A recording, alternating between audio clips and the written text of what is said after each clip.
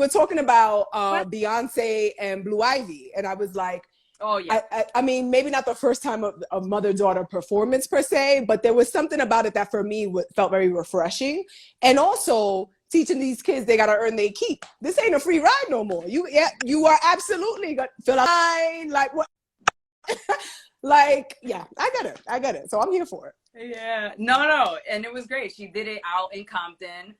Beyonce did the performance in Beyonce fashion. You know what I'm saying? Like nobody does it like Beyonce, right? Beyonce was Beyonceing. It was on brand. Exactly, Brittany. Beyonce and her manager. Oh, correct. Like literally the color. I mean, I don't know if you noticed. I mean, they were on the tennis court of where Serena and Venus like were raised, like playing. Big they Illuminati were in the vibes. lime green or whatever that color is of the tennis ball. Like this was all thought out. Because Beyonce said, "I know he winning this award. Y'all not about to play me. What's up? But she didn't win. Right. She didn't win. She didn't win. There's some, and I gotta research this more specifically, but the 007, like whoever does the music on 007 always wins that award when it comes to original music. So Billie it's giving Mafia. Adele won it. Billie Eilish, obviously, and this guy. Why I can't think of his name. If you don't know, you know I don't know. He followed Adele after. You know, it's just I can't think of it. If somebody knows, put it in the chat. Put it in the chat. Because it's just like a theme. So Beyonce lost that one, unfortunately. But in general. But she gets to go home and still be Beyonce. It's like, did she really lose? Oh no. Like, give me a break. Give me a break. Right. But so many moments. What do you guys think about the hosts? Like Regina, Wanda, like, or even that chemistry, right?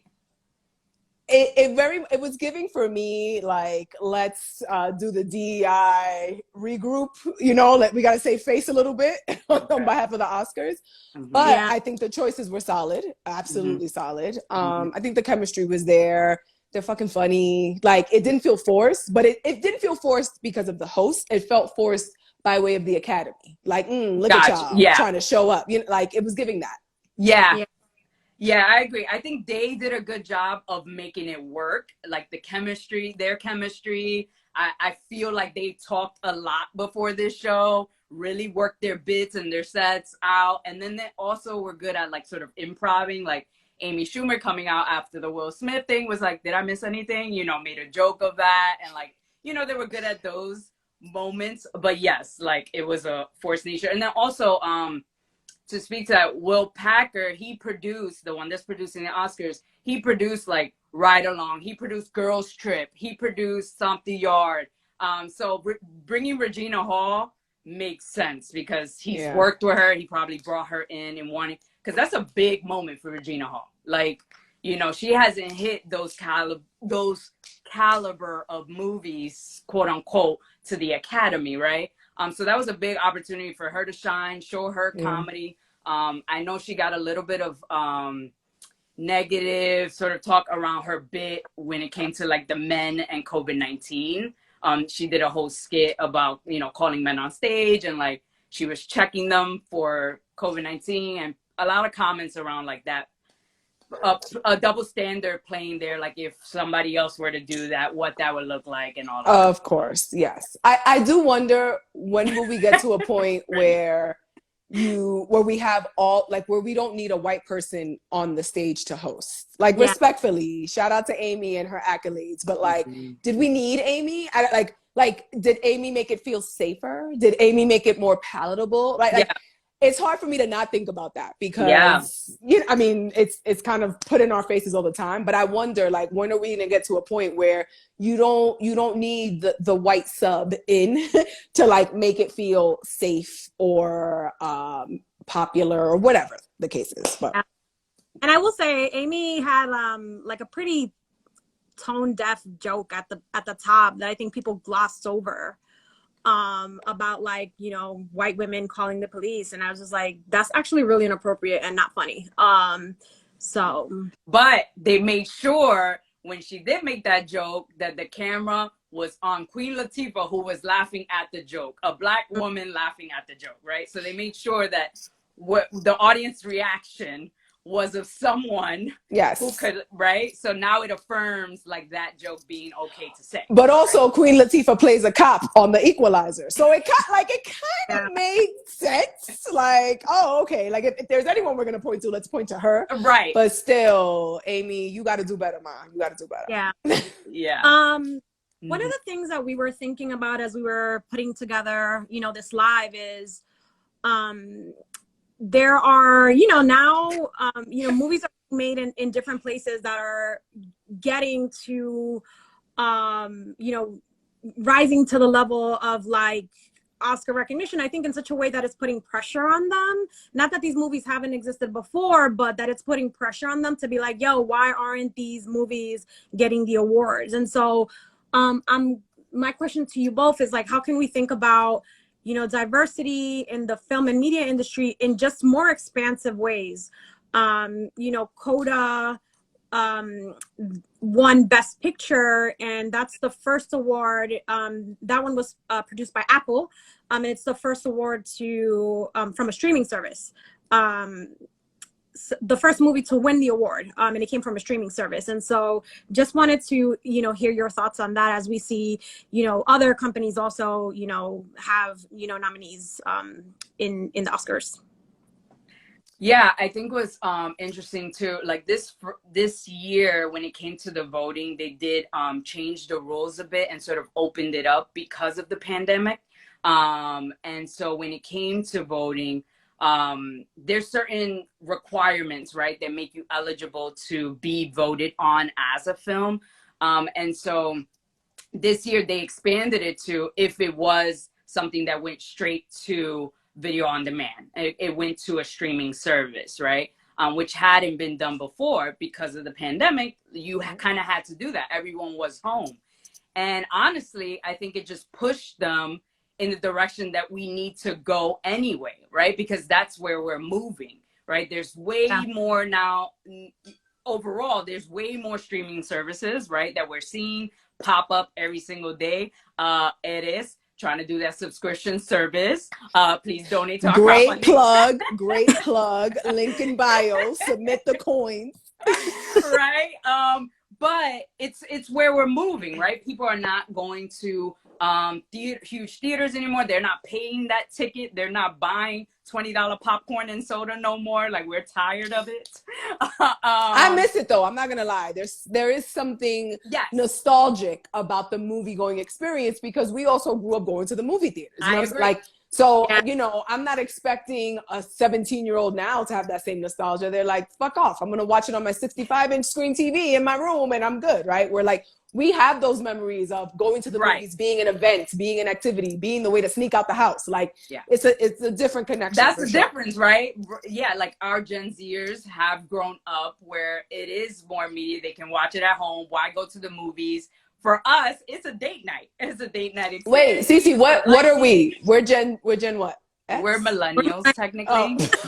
You hear me? We're Gen X? Well, all right. I gotta go. I've shown my age already. No, but trust me, that even saying the millennial, I'm like, we're millennials. It feels weird to even say that, but we hit like the ends of that spectrum. So we're in a weird whatever. Anyway, so technically, yes. So the Gen Zers grew up, you know, getting that content sort of quickly, and they're used to that. The movie theaters, they don't really see the point in like splurging as much to see the same thing they can see at home, right? But anyway, to speak to the Academy and expanding that, I think is important because that's where we're moving, and it also allows for more spaces like Eres, and that's building and creating diverse content to be eligible to submit their work for possible wins. I feel like and we'll probably get into this in more detail later, but it's also kind of like, is the prestige of winning X award, Oscars, Emmys, Grammys, Golden Globes, like, does that even fucking matter anymore? And not because obviously there are historical components to that, right? Like, you know, the history in film and all of that. But I also think our generation and the ones following, we also peep in game that all of that history and all that other shit is under the premise of the white gaze. Yeah. So it's like, what, like, I ask myself this, if I, you know, as a content creator, am I seeking to gain the approval of a population of people who are never either care to give it to me, want to give it to me, or will give it to me, right? Like are we playing the game that in reality we're never really going to win, and does it matter? And then on the flip side, from an industry perspective, I understand the value that awards brings to, you know, a business like Eres, where it's like, oh shit, this award-winning show is only available on this platform. So like, I hate to say it, but shout out to the capitalist machine that you know has a ripple effect of, oh well, now I want my series to be on Eres, or I want my movie or my short to be on it. Like it has that attraction, right? But I think without having, and Morgan said it beautifully in the comments, it's like having people who don't understand our art critique and vote on our art. It's like, it's a little displaced. It's like, do we ever even really win that game? So it's exciting to see these first, like Ariana, but it's also at the same time, like, I'm gonna keep it a buck. I was looking at Titi Rita in the audience, like, give me a fucking break. Like, now you're crying because Titi Rita was the same one. Can't y'all just wait a while? So like, it is hard for me as an individual to reconcile all of the pieces to this larger topic. End quote. Yeah, I mean, there's so much in that, right? Like, you know, these systems, when it comes to movies and when it comes to society as a whole, right, are so old, right? And white. They're old and what? Old and white. Old and white. Yes. With antiquated traditions and gatekeepers that hold on to these traditions. And the unfortunate part of it is that these gatekeepers have the money to maintain the gatekeeping, right? And so that goes with the film industry, and that goes with society as a whole, right? And so, yeah, it's hard to navigate, like, you know, as someone that is trying to build a space, or with Eres and stuff like that, like, we unfortunately need these, like, sort of accolades to be recognized until we have a space that's recognizing almost recognizing our work in a different platform, but at the same level, right? And so when we start to invest more in that, which is what we should be doing all together, then we can look to just move in those spaces, right? But unfortunately, we have to play like this middle, even though we don't want to, we play this middle of the road, you know, I don't know. We also don't get to have the mediocre lane in the same way that white content does, or white filmmakers and producers and showrunners and all that other shit, right? Like our stuff always has to be immaculate to even get a, you know, 0.00001% of a consideration. Yeah. Which is unfortunate, because that also, I think, limits the creative spectrum of our communities, right? It also, I think, to Maria's earlier point around pressure, puts a different kind of pressure on Black and brown, queer, marginalized content creators, because you get into this, like, oh my gosh, like, if I don't make it this way, if it doesn't look X, like, the pressure is so much bigger because there's more at stake. When, yo, just fucking make a mediocre ass movie and like, and do it for the sake of creating, right? Like, we don't get that same grace. I think we're getting it more now, but traditionally we do not get the same grace, and it's unfortunate. We don't get that, like, romantic comedy that's the cover with a blonde white chick and a dude, and it's basically like the same script over and over. Like, just go into like any streaming services, like romantic section, it's like all the same cover, and I'm like, there's so many bad movies out here. Like, we need to, you know who you know, it's interesting, you know who I think gets that, but he doesn't get enough credit for it, is Tyler Perry. That's fair. Right? Because we're talking about, right, like, we always sort of, I know there's a lot there, so I'm not going to speak to all the ness, but I am going to say that he's creating content. He's creating a king lot super of serve content. your niche. He is king Yes. super serve your niche. He's like, I'm not fucking worried about an Oscar.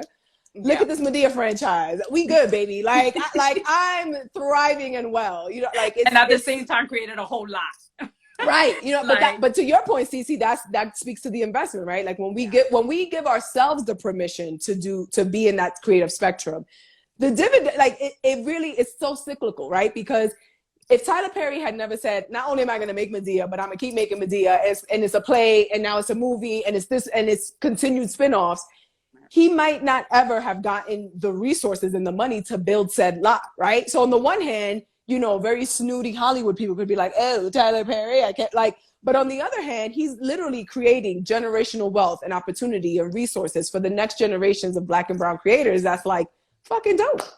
Yeah, I mean, I think he understands that concept of like creating, right? Creating even when you don't think it may not be the best just yet, but you need people to invest in you. So you need to continue to create. Then the investments will come, and then the productions will get better, and the shows will get better, and then more opportunities will open up, literally on a pyramid type thing, right? 100%. You know, on the same flip, I would say we're like eres for a long time. Even while we're in the beginning stages of it all, we were really locked in on the same things over and over and deciding like what time to put this out and that out, and everything just comes out so slowly because we're trying to perfect this one thing that we're trying to put out, right? Because it represents us, it represents our brand. Even with the product line, which we're coming out with soon, right? Like, it's been a slow process, and it's because that fear of like one criticism, fear of like people are not gonna like this right away, but people generally don't, and people should know that we're in the process of creating something bigger, and you need to help invest in this space to make it better. Right? But also to Maria's point, right? Like, and Britt's point in the comments talking about, like, Maria, you were talking about rom-coms and that are shitty, and Brittany was talking about Dune and how it was trash. Also, Cindy was talking about La La Land. Like, good and all these, that's subjective, right? And that's why I personally, even as someone who works in entertainment, I struggle with awards accolades, because all of this shit is subjective, right? Like, the three of us could be looking at the same short, the same, you know, whatever.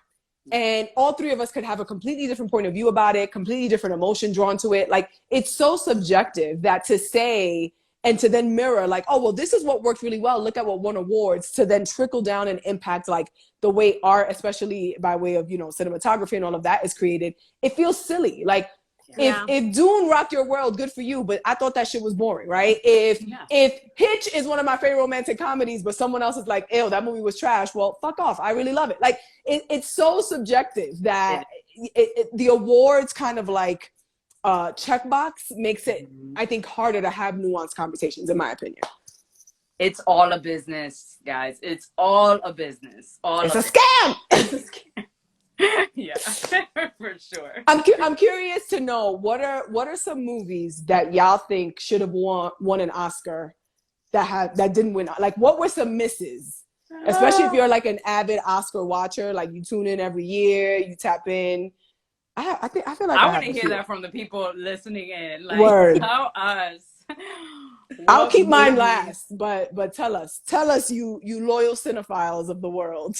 I mean, because honestly, I feel like most of the watching these days honestly has been more television or just streaming series, right? Versus films. The pandemic kind of slowed the interest of films even for me. Like, not the greatest stuff was coming out because they didn't, like, things took forever to come out. I did think King Richard was really good. Yeah. 7 pounds. Ooh. Yeah, it was really good in that movie. 7 That's pounds. a solid one. Really? Derek, this got deep for a Monday. My contribution is not going to be that in depth. I have one. First of all, let's pause real quick. Let's give. That is my favorite movie of all time. We need a moment of silence for Celine Dion, the GOAT, okay? Because my heart will go on. That shit could come on right now, and I'm ready. I am ready, okay? Yeah. Skip. Brit. All right. I can't with her. Thanks. You on candid camera now. Yo, I fucking can't. Not Scary Movie. My vote would probably be Goodfellas. Oh, you are obsessed with that film. Yeah. I fucking love them. I don't know why. It's so probably oh yeah, absolutely. Moonlight should have won way more awards. Oh, absolutely. La La Land wasn't even a good musical, and as someone who loves the song and dance of the musicals, it was not giving. Yeah, no, it was not. It was, yeah, no. We're disgusted. Moonlight was great, and honestly, Moonlight set a standard for me when it came to like people really started to look into their lighting. When it came to people of color, when it came to Black people, and how to like them after Moonlight. Like now we see purple and pinks in all the movies, and all the look at Euphoria. Like Euphoria is literally a copy of that movie in an expanded way, right? So Moonlight set a tone for sure. I agree. Yeah, I agree with that 100%. And then also another good movie with a dope soundtrack. Yes. If you haven't tapped in the Moonlight soundtrack, it might get you laid. It might make you sad. It has a little bit of everything. But no, I also agree with you, Brittany. Comedy doesn't they don't get anything when it comes to the Oscars, and that's sort of sad because I do think like they should also receive. Because it's old stiff white men. They don't respect the humor. No. Nope, not at all. But then something a little bit more fun and light. What were your favorite outfits? Like, you know, we spend like the two to 3 hours before the Oscars just looking at what people are wearing. I loved her. I loved the that green color she had on. That was beautiful. I really liked Ariana's too, because I agree. Just looked comfortable. Like, yes. I mean, she got a little boobage. It was a little sexy, but also she had pants on, and like this, like that's my vibe. That was hot. I want that. Natalia Bryant. I want that for my birthday outfit. It was. I don't think I saw her. It was. She had a little black gold cutie. The chest was like. It's like her transition into womanhood that I think is so dope for her, and we love to fucking see it. So I was very happy with that. I like Jada's outfit. It was obnoxious, over the top. Give me, you know, glitter, sequins, pop, tail. I was with the shits. I was a +1 to that. Well, Oscars is the time to do it, right? Like, this is when you go over the top. Oh, dramatic. and your husband's nominated. Like, how could I forget Tracy Ellis Ross? Bitch, if you think I'm not already trying to get fitted for a very off the rack option of that, think again. It was very good. Very good. Yes. I loved it. With any I know we're ladies, but any guys outfits stick out to you, or any more masculine? I'm putting that in air quotes because you know we accept all the things. So I'm curious. Anything aside from dresses? Kid Cudi wore this really amazing, like, loose brown suit. It was to an after party, and I was like, that sure looks fire. He looks really good. I didn't see. You know what? I don't be noticing it because they be all looking. It's like very few times like some of them stand out. I didn't really observe, to be honest. Zendaya, it's kind of cheating at this point, because when does she not look good? Yeah, it's I agree, Brittany. Yes. Yes, and exactly. She looks good, and she's the perfect body type for these designers, right? They got a little bit of fabric, they popped it on her, you know? Like, it works, and she looks good, and honestly, she deserves, like, full stop. She's doing her thing. For sure. Britt mentioned Timothy Chalamet. I'm gonna confess that when I first learned about this man, I thought he was a black man because his name was Timothy Chalamet. I really thought, I did not expect a white is what I'm gonna say. Yeah. But kudos to him, looking good, you know? Yeah. I'm here. Other two dresses though, I'll mention one, and I know Brittany's gonna go crazy, but Jessica Chastain looked really beautiful. I did like her dress. Yes. And then she won. So good for her. And then Mindy Kaling. Also, I saw an after party dress that she did, and it was really beautiful too. We love to see it. It's a lot of outfits plural, right? Because you got the show. I know Tiffany Haddish. Wait. Listen. Yeah. Uma showed up. When they came out and did the Pulp Fiction, like Sid with Samuel L. Jackson, that was nice. That was a nice little reunion, and it was fun too. Sam won a Lifetime Achievement Award. Did he not? I made that up. I feel like that. I saw that. Yes. Yes. So what happened was, so when Will Packer came into the show, or decided they made him producer of the show, he came in like guns a-blazing, like, let me change this whole thing up, because the Oscars have been low rated for several years now.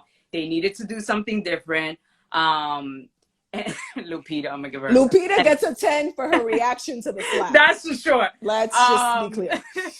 But he decided that 8 of the awards that are usually shown or televised were gonna be done on a pre-tape an hour before. So the ceremony was 4 hours long.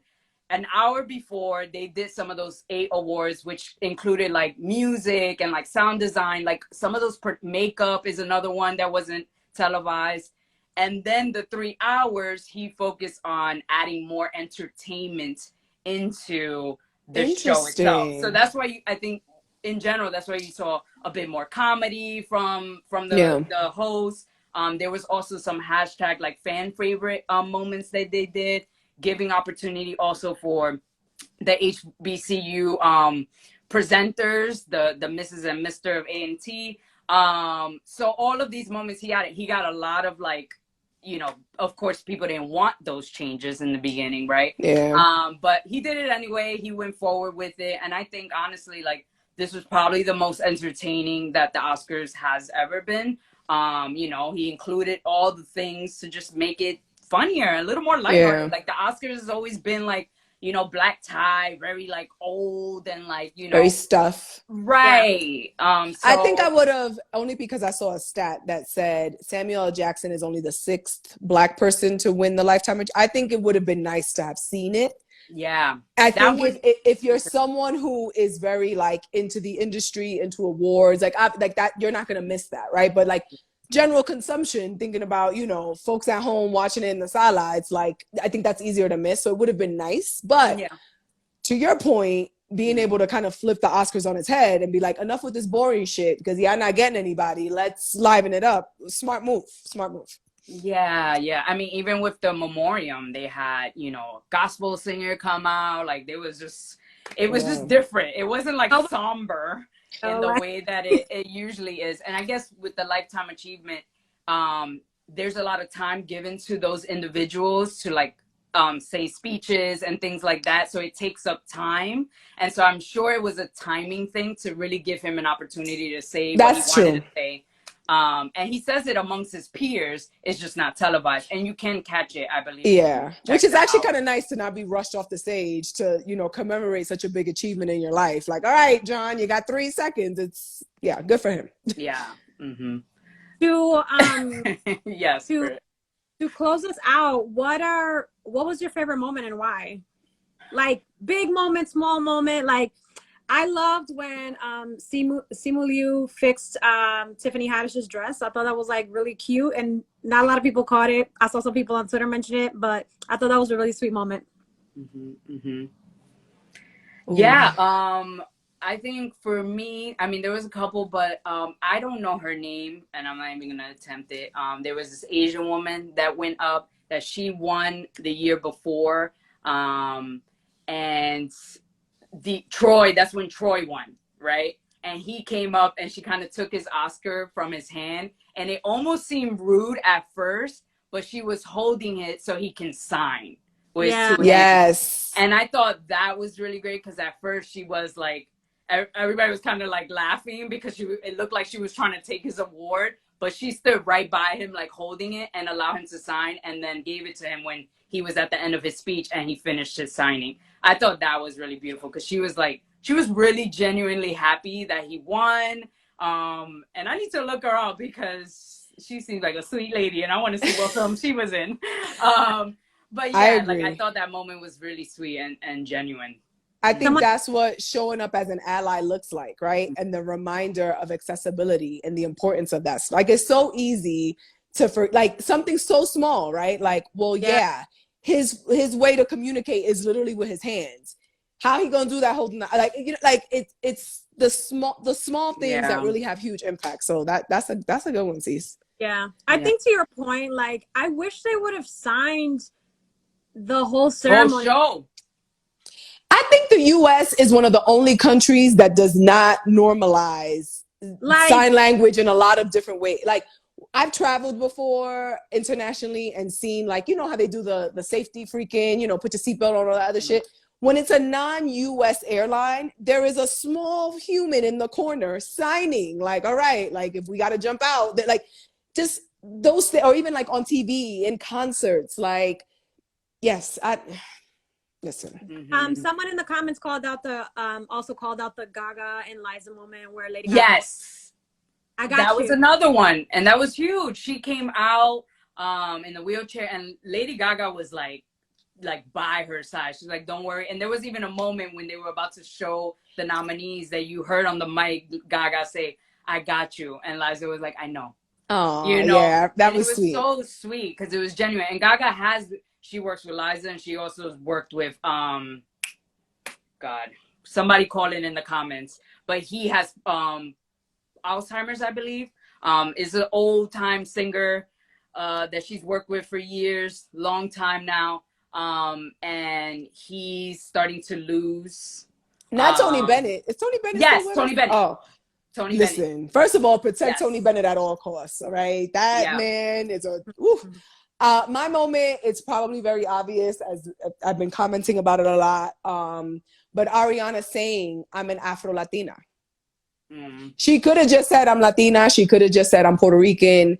She could have just said, "I'm a person of color."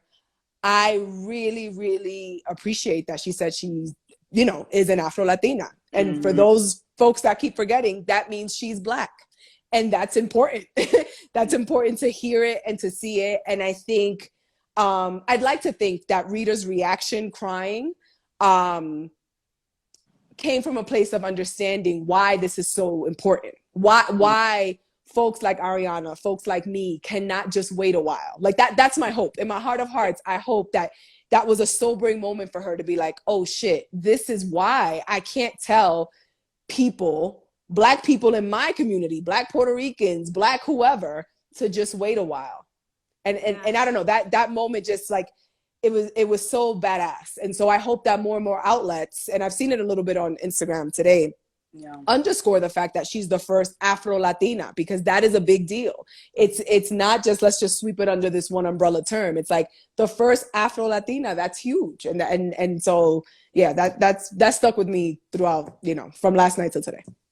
Yeah, and kind of just with that moment and with many like it, I feel like across the board, the people that won that were representing something that is considered the minority, or considered a minority, it was important for them to call it out, right? Yes. So like with Troy too, with the deaf community, like he made sure to call it out as well, right? Yeah. In general, like that was the theme. They were, you know, people in their speeches, you know, Jessica talked about suicide.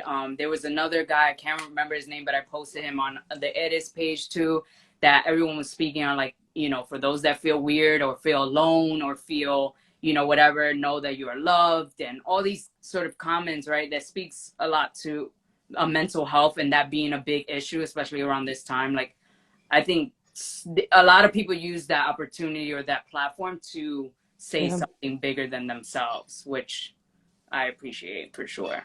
Word. And to the bigger movement. Anybody else have like any favorite moments they want to call out in the comments and want to share before we wrap up? Like, what stood out to you guys? I, like Maria, was annoyed that they didn't do the Bruno song the right way, but I like Meg coming out, and she had her moment in the Oscars. Yes. She's not in that song, so if she would have, if they would have did the original song, Meg wouldn't have come out. So They ended up tailoring it towards the Oscars as a whole. I get it. Maria's like, this was stupid. I didn't like it. No, thank you. I know. We wanted to talk about Bruno. Poor Bruno. Poor Bruno. I think John Leguizamo even came out like, he's like, they didn't even ask me to be the song, and I'm Bruno. That's a fact. He's like, also, I can't sing, so it worked out for the best. But yeah, all that aside, there was some great moments that happened. Does it all matter? I mean, yeah, just overall in general, and this was to one question I think you had about applying pressure to the Academy, right? Like just continuing to apply pressure, right? You know, over the years and with time, like the Academy voting members have expanded and have included more people of color, but a lot of individuals beforehand were white, right? Yeah. And still are predominantly, right? So even with the larger pool, there's about 10,000 voting members when it comes to the Academy. You become a member if you are sponsored by a voting member or you're nominated in a category, right? And so if all of the voting members are white, it's going to be hard, right, for us to kind of move in. So furthermore, on top of that, Ava, she's one of the board of governors when it comes to a specific category. And she's been doing a tremendous job in bringing more diversity into the Academy overall. But there's still a lot that needs to be done. I think that with the voting members now, you do see somewhat of a change. Obviously, it didn't happen within all the nominees. Not everyone was happy, but it did happen with winners, which was nice to see. It's a process, like with everything freaking else. You know, unless they dismantle it completely and redo the whole thing, which they probably should, it's going to be a slow process for these members to now fill in and be more women, be more of color, be black, whatever, like all of these non-white individuals, right. And making space for them. So I think like Oscars or not, right? Award shows or not. I just hope that we're able to just continue to have these conversations about the redistribution of resources, right? Because that's, to me, what it all trickles down to, so that we can, one, I think, continue to double track this, right? Continue to put pressure on the Academy and on award shows to just have diversity across all the categories in the voting room, and also for us to, create our own spaces, speaking to our own target audiences in the ways in which we want to, with the creative freedom in which we want to. 100%. And remembering that, like, create your art, fuck the awards. Like, create your art and fuck the awards. Yeah, create your art and fuck the awards. That's really it, right? And leaning into, and I know this is easier said than done, but leaning into, like, even when it comes to casting choices, don't lean into the lighter skinned mestizo because that's what you think is going to get you the whatever, right? Like trust your instincts, lean into the authenticity of your art and not what's going to sell. And I know that's really hard to say when what you sell literally determines whether you're going to eat or pay rent or whatever, right? But back to the distribution of resources, it's like, I think over time, there's going to come a world where, like, cool, you won X award, but, like, and what else, right? And also, inviting folks to think about what does the award space look like outside of the U.S.?